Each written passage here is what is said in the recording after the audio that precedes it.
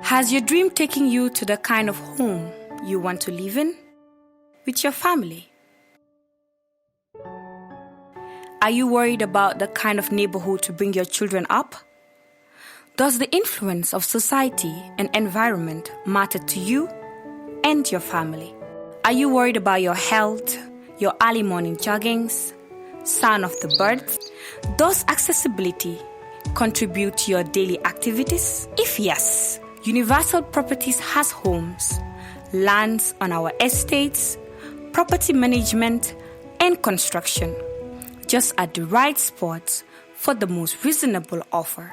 Our land locations are at Sukuta, Jabang, Brikama Jamisa, Kitty Highway, Sanyang, and Gunjur, on both mortgage and cash payment. Established far back in 2009, and we are into housing, developing, rents, sales. We are here to make housing affordable, accessible for every Gambian. Universal Properties, property, the solution.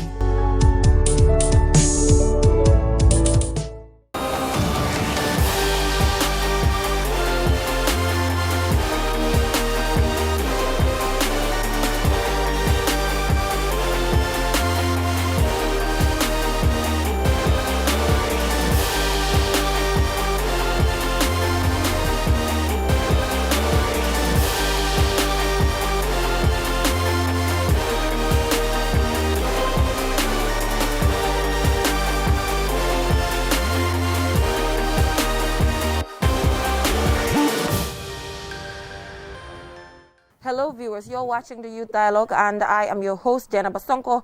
It's always good to be back. I hope you're staying safe and going by the WHO recommendations and the Ministry of Health and Social Welfare.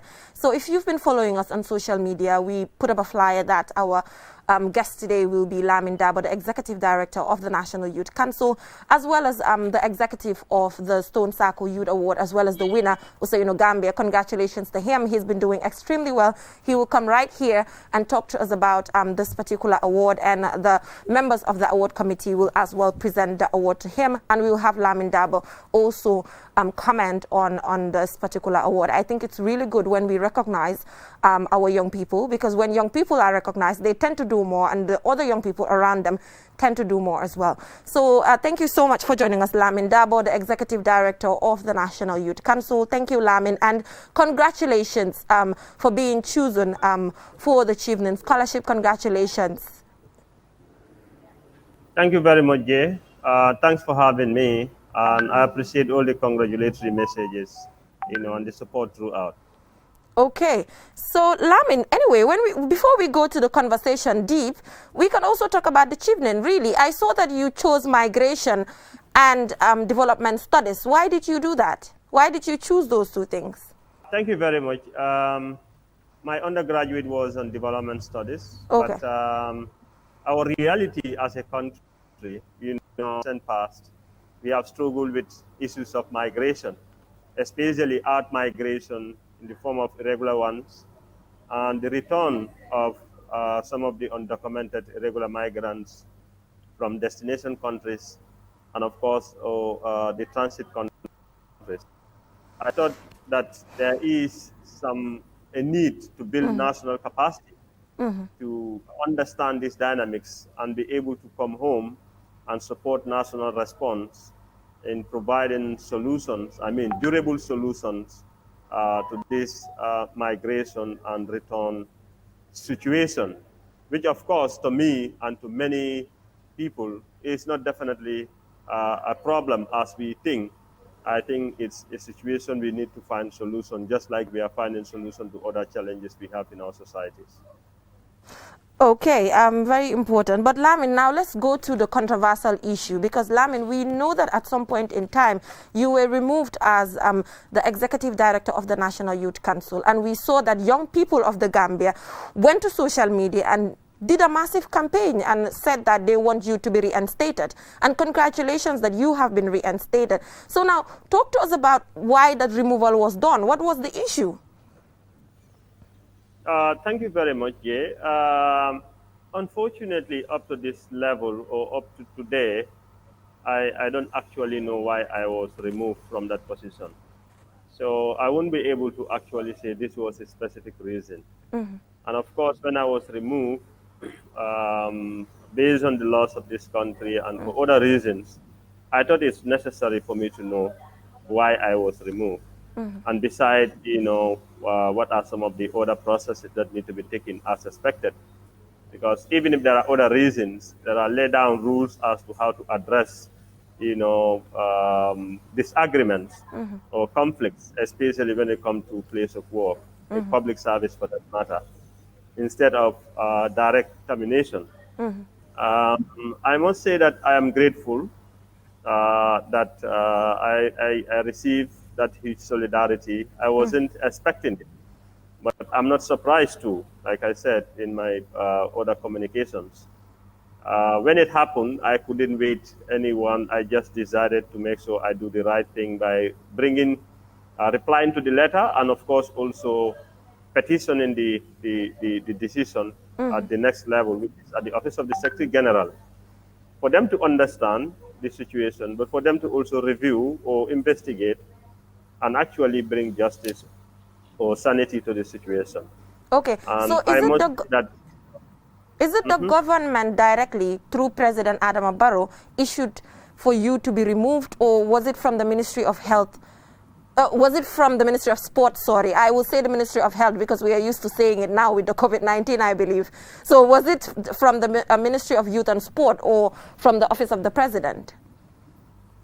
From my termination letter, I have not seen anything or any indication that suggests that it's a decision of the president. What I have read from that letter is the decision from the ministry. And that's actually the more reason why I replied to their letter as a ministry. And I also take the matter up with the Office of the Secretary General to find redress to the violation that I have noticed in the communication. Yes, so Lamin, are you trying to tell me that you don't know the reason, as at now as well, you don't know the reason why you were removed? No, I don't know the. Still, yes, I don't actually know the reason. Okay, so now that you've been reinstated, is it like you're back? Are you back for good, or is it just for a period of time? By the way, I would say my tenure of office, which is supposed to be 5 years, should have ended this September coming. Okay. And the government will have to decide whether to renew or not to renew my service as the head of the National Youth Council. So even with the reinstatement, it's supposed to be till the end of that term of office. Okay.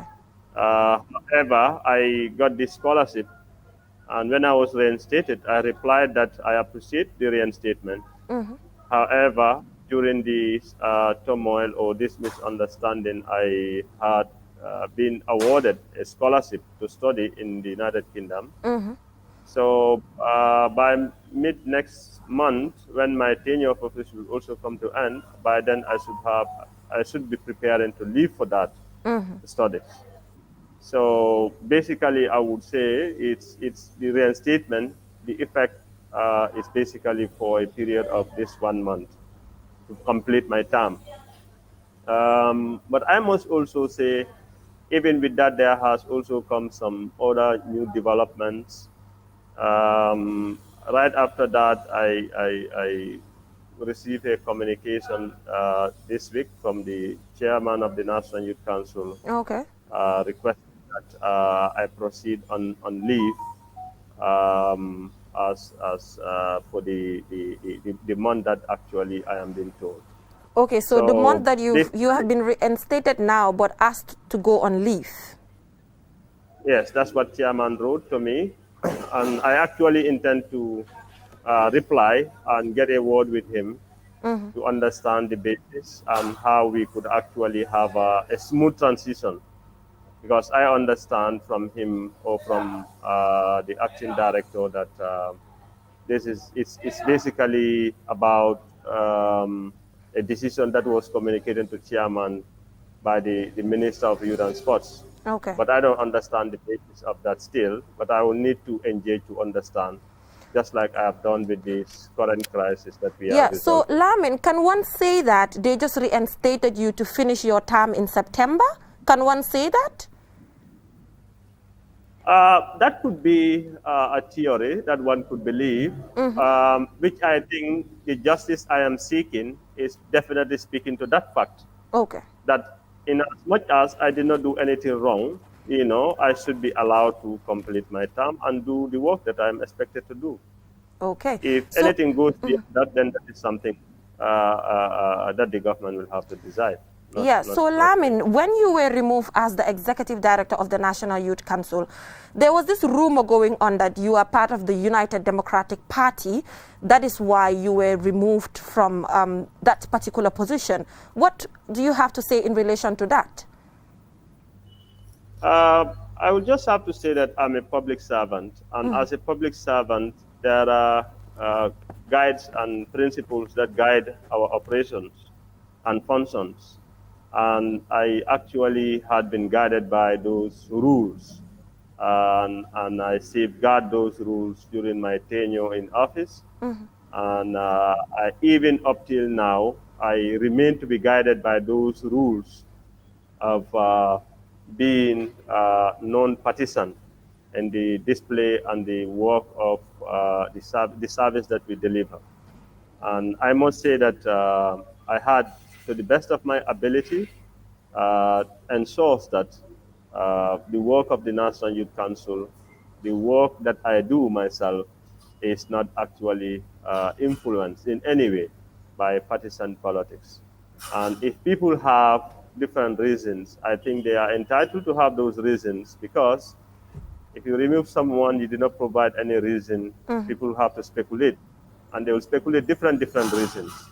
But I must say that this, among other reasons, people keep speculating, but there is no formal or official communication to indicate this is the main reason. So for me, I would say I have been guided by the code of conduct and principles of public service, which include being political, and of course, that still continues to guide me in what I do.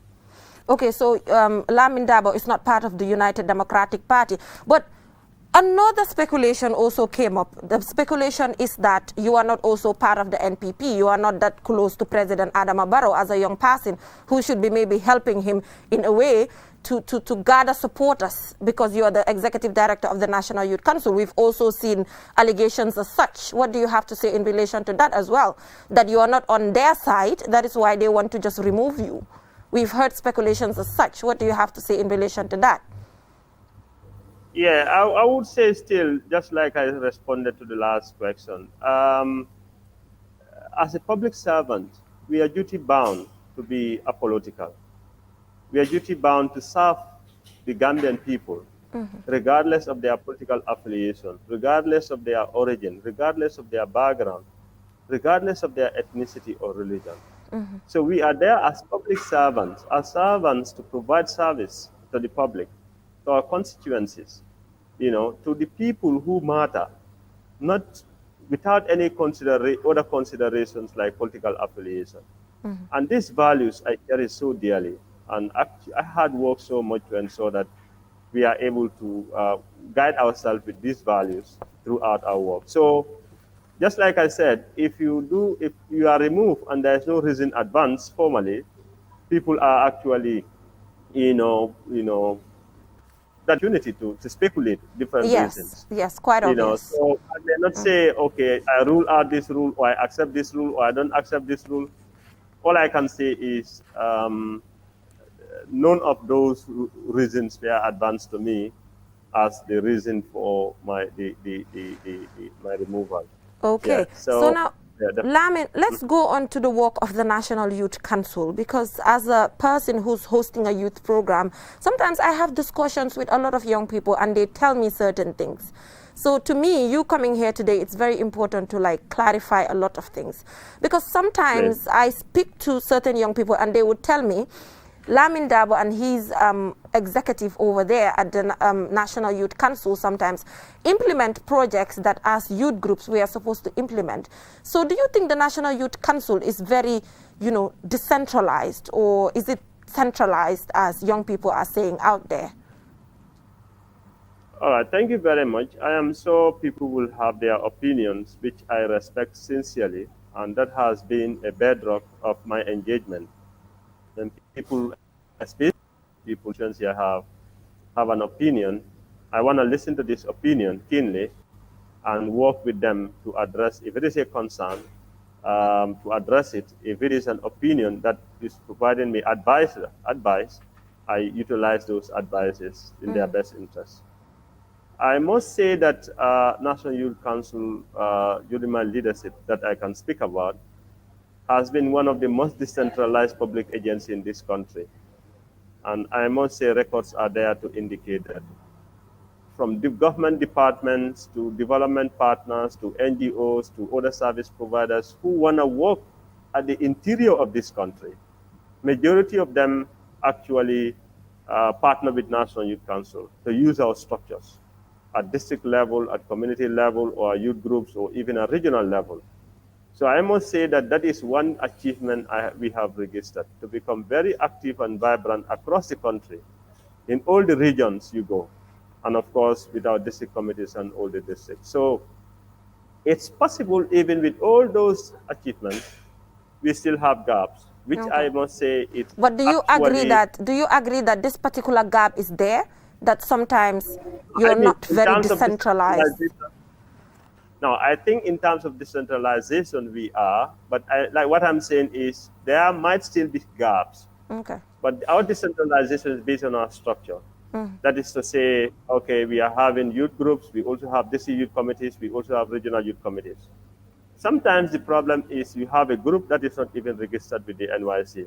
Okay. So it becomes difficult at some point to find a way until we reach out or they reach to us to see how we synchronize our programs. But apart from that, it's either we engage this youth group directly from the Secretariat as national youth organizations, or our regional youth committees engage them at regional level, or we work with partners who engage them at their community level or at their district level. So, but I would say these are all challenges, unfinished businesses that the National Youth Council will have to work on to address. Okay, so we've seen on social media that a lot of young people would want a very free National Youth Council. When I say free, I mean free from government intervention, in a way that the executive director is even voted for. So today, if an elections was supposed to be conducted for executive director, and would you vie for the same position whereby young people have to vote and put you there? Would you still vie for that? I would say I would prefer, if I would advise young people, to say, for a position of executive director, maybe even if we want National Youth Council to be independent, we make such positions to be appointed than elected. We can elect the chairperson of the council than the executive director. Okay, because, but it's a bit funny that you don't accept that, because a lot of young people feel like if the executive director is been voted for by the young people themselves, then the government will not just come and say, okay, you leave, you come, you leave, So probably that's what they're trying to avoid. Yeah, that's what I'm saying. So if that's the direction that young people are thinking. My role basically has been and still is to provide my own technical advice. And my technical advice would be, let's elect possibly the chairperson who will have the majority vote, and him and his council have mandate to appoint the executive director. Then it becomes their choice, their decision, not necessarily with the current arrangement where you have the government have to appoint both the chairperson and the executive director. Okay, so you're saying that the young people in general should not vote, but those, like the small committees... They can vote. No, they can vote for chairpersonship. That's no, what I'm talking saying. about the executive director, because that is what has been going on. That is the campaign that I've seen, that young people want the executive director to be put in by young people themselves. Yeah, so that's if young people elect in a council, let's say a chairperson, and you have a council, and the council decide to appoint the executive director and serves, then it's the young people who are putting him in office. But don't you think if young people do not vote to put the executive director, then if just the chairperson and his group have to vote for the executive director, then the executive director and those people can be in the same bubble. So it's the same repetition, because young people can come out again and say, we did not vote for this particular person. That is why the government is just coming to remove this particular individual. So that's what I'm saying. If the chairperson and his council are elected into office, meaning they derive their power and authority from the young people, their constituencies. And if they carry out any decision during their tenure in office, they are carrying out or exercising those decisions. By extension, that's the decision of the young people who put them into office.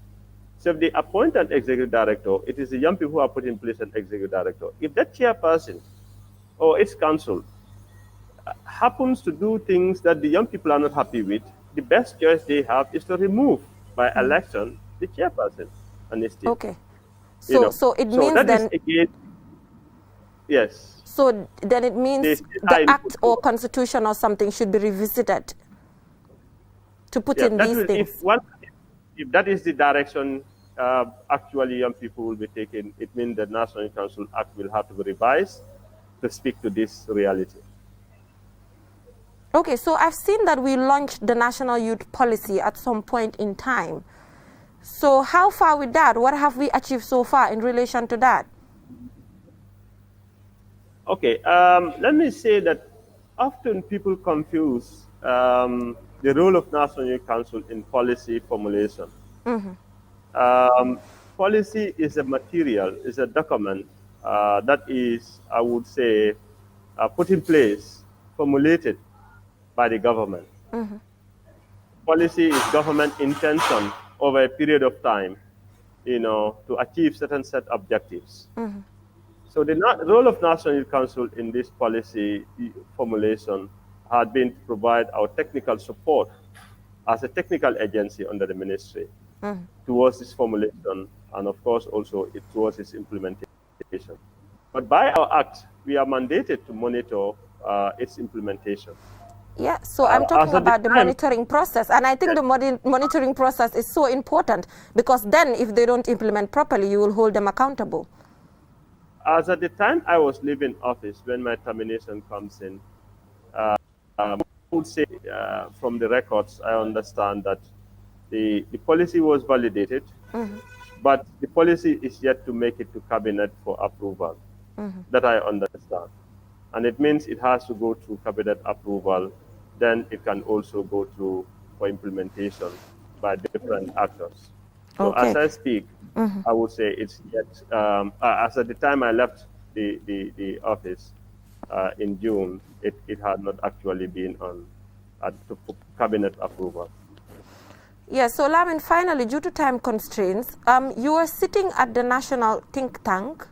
So I just want to know what is happening right now with the National Think Tank, and sitting there on our behalf, what has happened?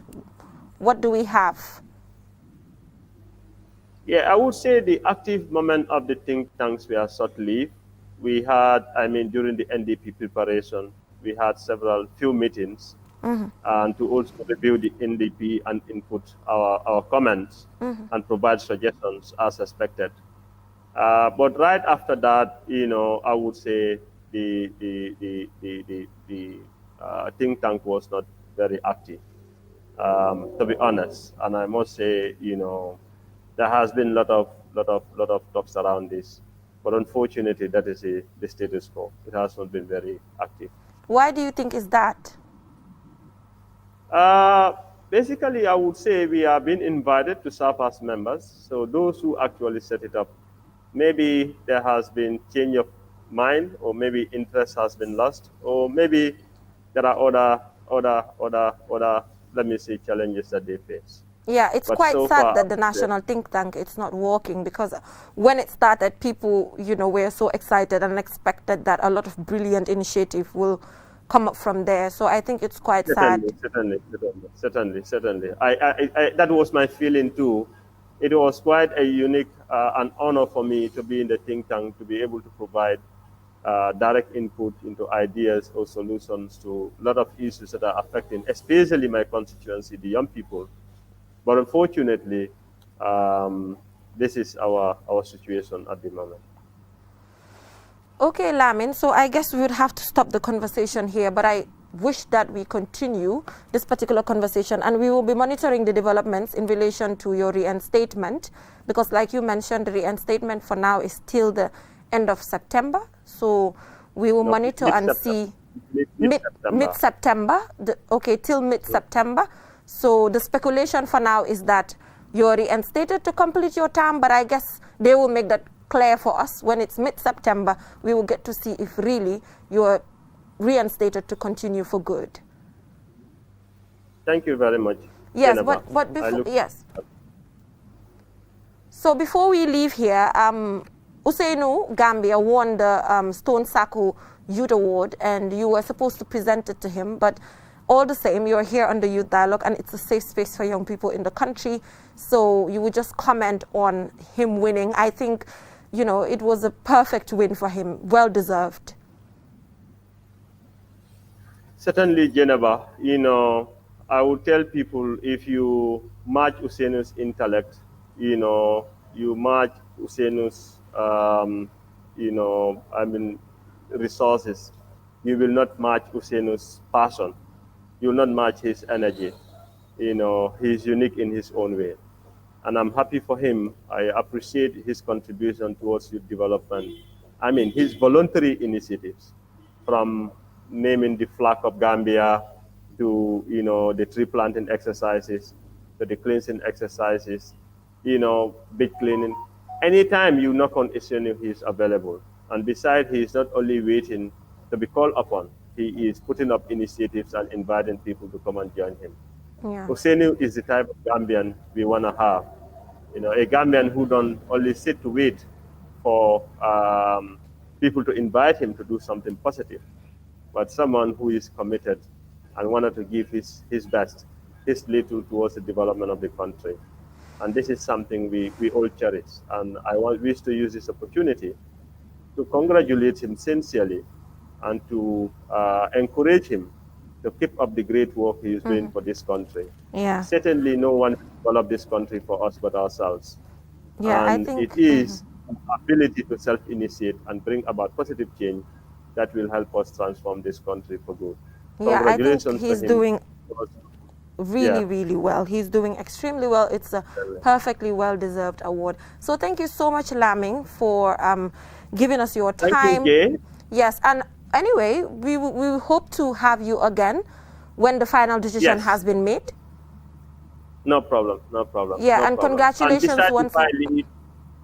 Before I leave, congrats to Stone Circle also. I want to thank the Stone Circle initiative for also accelerating and championing, recognizing good works of different young Gambians. And I think this is something we need to celebrate our heroes and heroines before they die.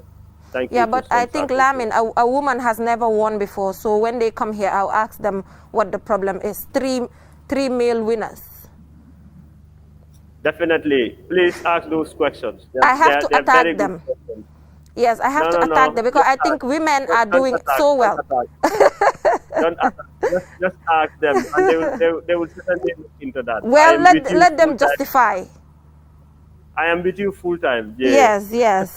Thank you so much, Lamin. So I just hope that you'll give us a chance to interview you again when the final decision has been made, to at least know your plans going forward. Sure, certainly. Yeah, thank you so much, Lamin. So viewers, we will take a short break. When we come back, we will get to have the members of the Stone Circle Youth Award, as well as the winner himself, Usainu Gambia. Stay tuned.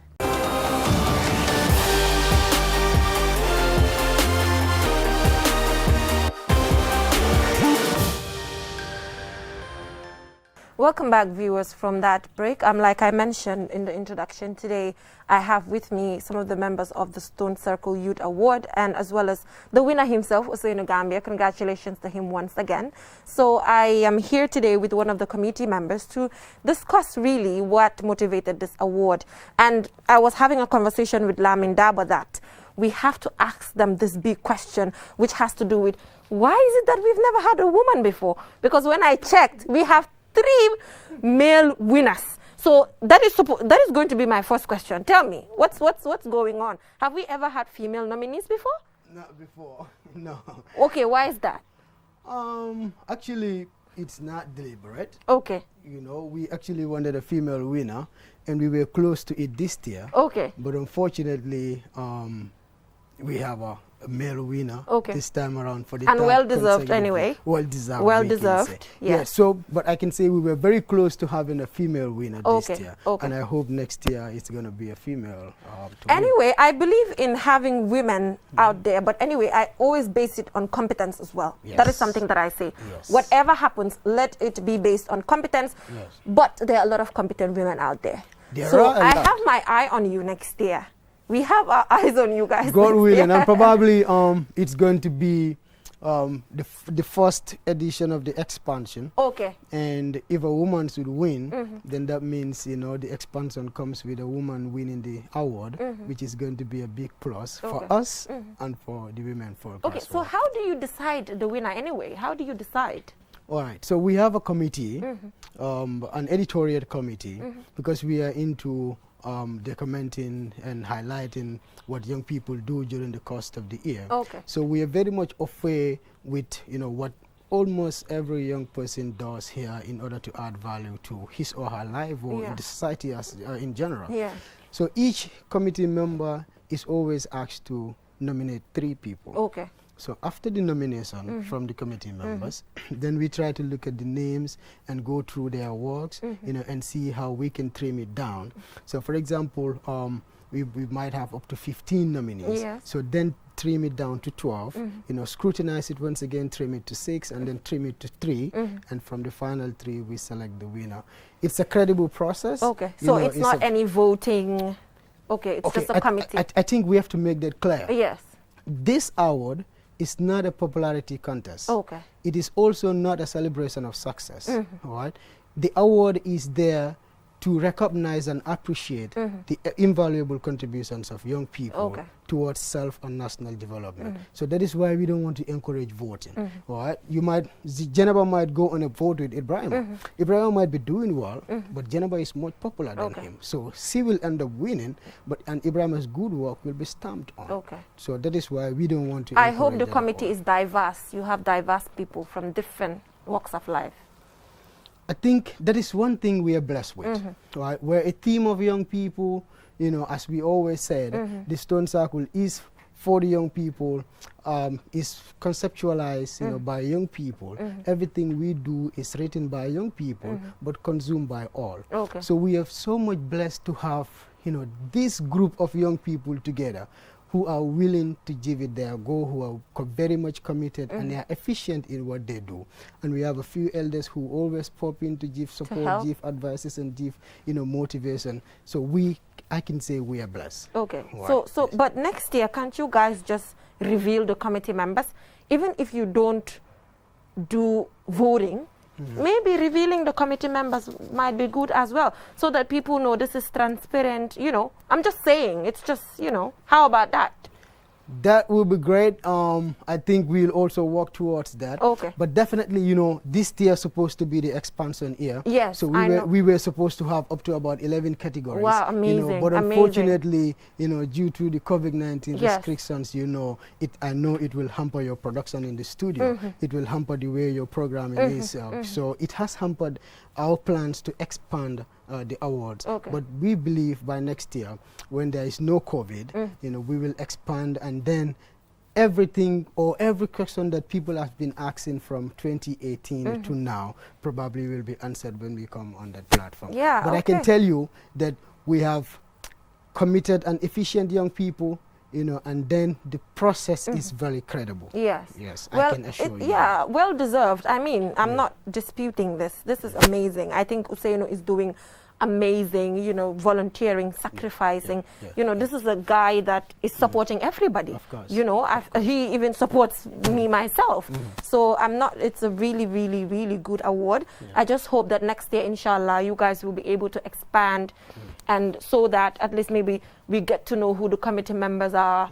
You know, COVID-19 has really affected a lot of people. Like you said, it's affecting us. It's affecting everybody. Yes. So next year, even if there's COVID, because we don't know where COVID is going. No. I'm just saying, we don't know. No. How much COVID yeah, but mom probably by next year, then we will have a vaccine for it. It will no longer be a worry like that it we is are now. praying. Yes. We are praying. But right now, l'union oye come am sa long term plan. So lafa feke wa salam. If it's if it's not there, you also had a plan. Let's just do it in such a way. Next year, it won't even affect you guys because you already have a plan with or without COVID. So that is what I tell people because we don't know where we are heading to. It's a virus. It's changing pattern every single day. So let's just plan ahead with whatever that we have to do. With or without COVID, we have to move. That is just it. Because looking at it, it's here to stay.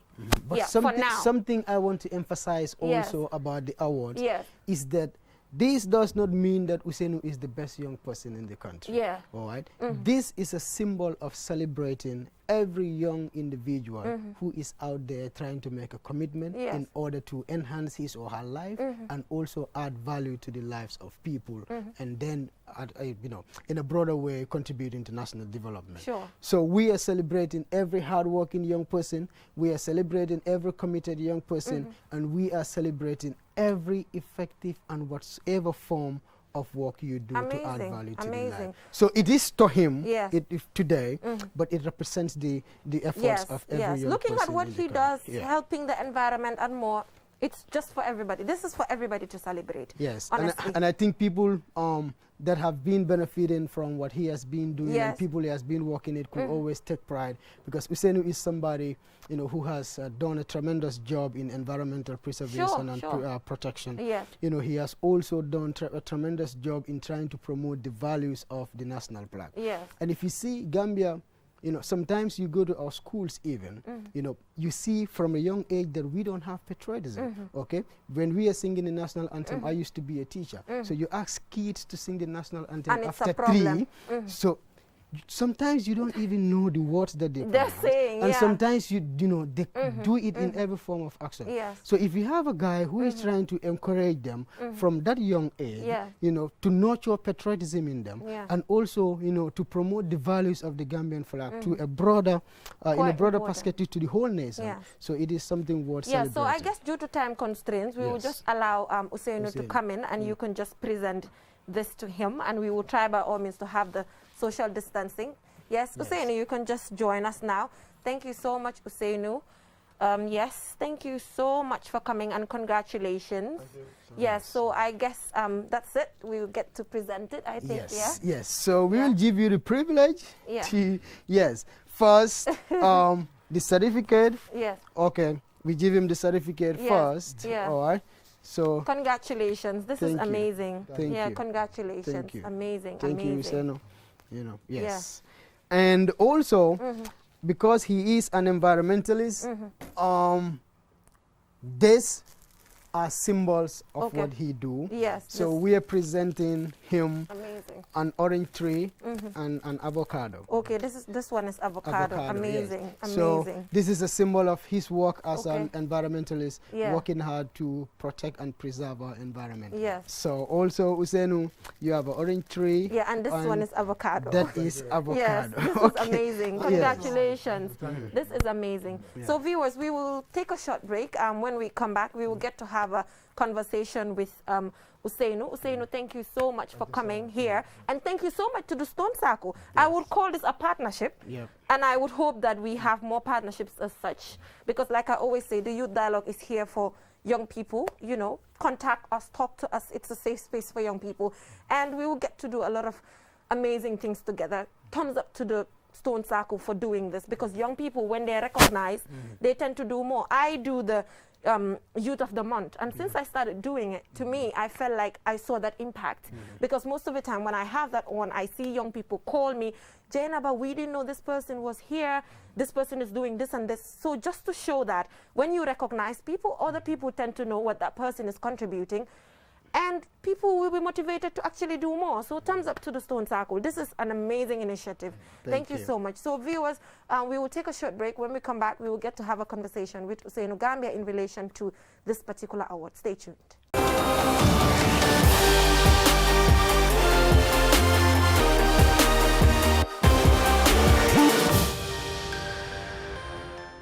Welcome back, viewers, from that short break. We have with me Usainu Gambia, the winner of the Stone Circle Youth Award.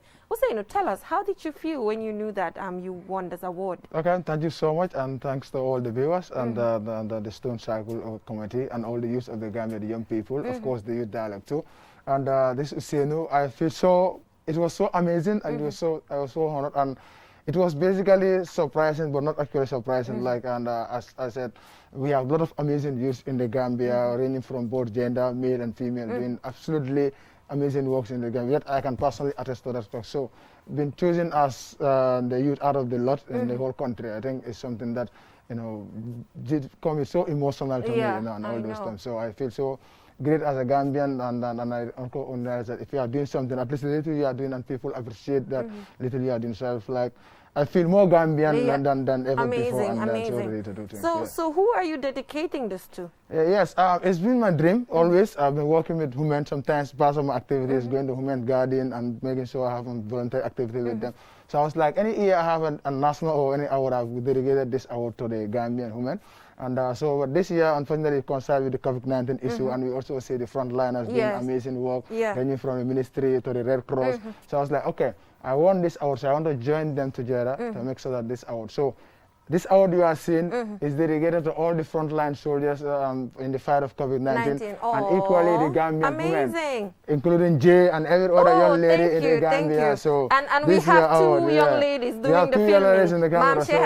We have a lot of amazing women groups, the Treasure Women Warriors, Down there are a lot of women couples in the Gambia. Yes. The frontliners, the Gambian women, this is your award. Yeah. So let all the youth join me. I did not call this my award, I call this the Youth Award, because whatever I achieve is my work with the young people. Yeah. Yeah. And I've seen that they've also given you an orange tree as well as an avocado one. Yeah, and symbolizing the fact those that who know me, Usainu Environment, and recently Usainu Gambian flag. So they were coming up So this plan, one of the plan is going to the plan to take it to the Red Cross. Okay. Red Cross and plan is just to dedicate the award to them. Amazing. And the other one also we planted in the name of all the women in the Gambia. Amazing. Just to show that this is your award. Yeah. Thank you so much, Usainu. We are so proud of you. So any plans? What are you planning? Yeah, I think they said to whom much is given, much is expected. Yes. So this award is telling me that, Usain, if you are doing 50, I have to go 100. Yes. If I was doing 100, I have to go 1,000. So it's a very big challenge, and I reassure the Gambian people and the young people that this is the same Usainu Gambia of all Gambians. He had to work for the country, he had to serve the people. So we still hope that we do more for the people, like the only other young people are doing. So this award means a lot to me. It's a way of pushing me to do more for this country and to the Gambian people. Amazing. So yeah. Thank you so much, Usainu, for coming. Due to time constraints, we can't go further. But I mean, we are following your progress, and I'm 100% sure that you'll be back here to have a conversation with us. And thumbs up to the Stone Circle as well for coming up with such an initiative. Okay. I think this is a very, very good initiative. Yeah, and I also equally want to thank, I equally understand that a lot of people were nominated with me. So I was just said, I may just be fortunate to win, but all those amazing people who were nominated for this award, I said, this is not my award, it's our award together collectively. It's not a competition. It's not a competition. Gambia exactly. So, and young people tell me, Usainu, congratulations for your award. I say, no, our award as young people. Because all the work I've been doing with the young people. So this our award, we dedicate it to the frontliners and the Gambian women. Amazing. Gambia become the Madewa. Simabbi, it looks so small. Exactly. Why reina sinyon? Because kuneka amga 4H. Competing the competition. Kuneka amga low muna def. Kuneka amga 4 mune. So ñun ñep suñ defé ñu ñëw together. Obviously, we are going to go forward. So thank you so much, Usainu, for coming. I really appreciate this. Thank you so much. Viewers, this is what we have for you with Usainu Gambia. So we will take a short break. When we come back, we will get to wrap it up. Do stay tuned.